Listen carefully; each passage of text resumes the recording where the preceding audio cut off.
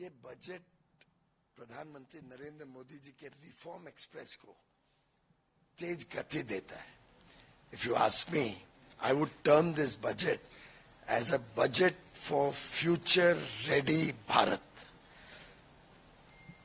If you look at the expanse of areas that this budget covers, right from manufacturing to services to export to women, self-help groups, education and skilling, fishermen, animal husbandry, new age technologies and promoting new age technologies, particularly unheard of benefit to data centers, with such a holistic thinking that we attract to data centers to come and invest in India. I think this is truly a budget which strengthens our resolve for Viksit Bharat 2047. I welcome it. I congratulate Prime Minister Narendra Modi.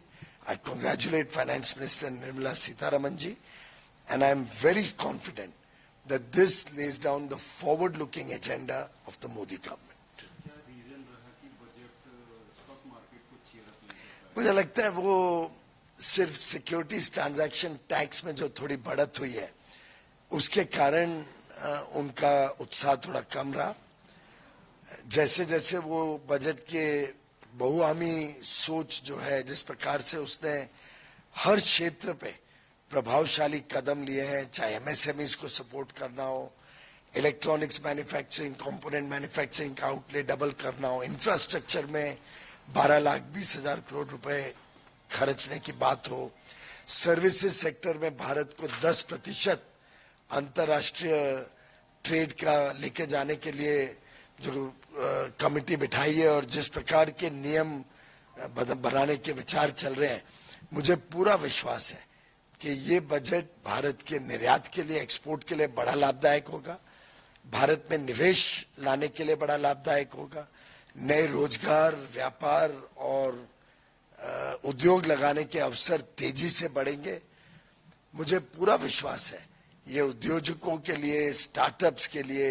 अब किसने सोचा था कि permanent magnets को address किया जाएगा, critical minerals के 4 corridors बनाए जाएंगे, पुराने लेगेसी इंडस्ट्रियल पार्क्स को पुनर्जीवित करने के लिए 200 लेगेसी पार्क्स के ऊपर काम किया जाए, नए टेक्सटाइल पार्क्स बनाए जाएंगे, 3 केमिकल जोन्स बनाए जाएंगे. इतने सारे क्षेत्रों को कवर किया गया इस बजट में कि बहुत ही उज्जवल भविष्य का बजट है.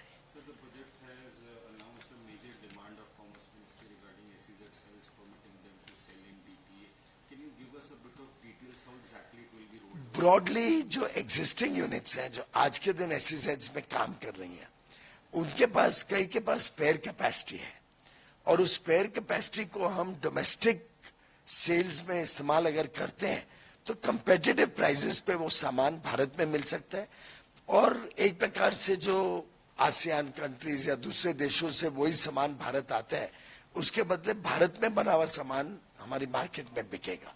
ये जरूर बात है कि जो डोमेस्टिक इंडस्ट्री है उसको नुकसान नहीं होना चाहिए, तो बैलेंस करते हुए जो ड्यूटी आज के दिन लगती है डोमेस्टिक एरिया में बेचने के लिए उसमें कमी की जाएगी, राहत दी जाएगी, एक प्रकार से इक्वलाइज किया जाएगा जिससे डोमेस्टिक इंडस्ट्री को भी कोई नुकसान नहीं हो और एसईजेड यूनिट्स की सरप्लस कैपेसिटी देश के काम में है. ये sector to sector finance ministry calculate करेगी कि कितना बेनिफिट्स इंफ्रास्ट्रक्चर इन्वेस्टमेंट में या फैक्ट्री लगाने में जो जो ड्यूटी के बेनिफिट्स दिए गए हैं उससे कितना बेनिफिट मिल चुका है एसईजेड यूनिट को और उसके हिसाब से एक प्रकार से ड्यूटी को इक्वलाइज करेगी. अभी तो माननीय वित्त मंत्री जी ने पूरी डिटेल्स नहीं दी है, डिटेल्स आएंगी तो ध्यान में आएगा, जल्दी आ जाएगी. उससे पहले हमारी कोशिश तो रहेगी कि महीने भर में इसको ऑपरेशनलाइज करें, 2 महीने में. सर्विसेज सेक्टर के शेयर को बढ़ाने के लिए एक मेजर अनाउंसमेंट हुआ कि हाई पावर कमेटी सेटअप होगी. किस तरह का हाई पावर कमेटी के अलावा एक प्रकार से आप डेटा सेंटर्स भी अगर देखेंगे तो ये जीसीसी को प्रमोट करेगा, क्लाउड सर्विसेज भारत में आएंगे, डेटा सेंटर में क्वांटम कंप्यूटिंग एआई भारत में आएगा, साथ ही साथ सर्विसेज में सेफ हार्बर रूल्स जो है इनकम टैक्स के, उसमें भी काफी रियायत दी गई है।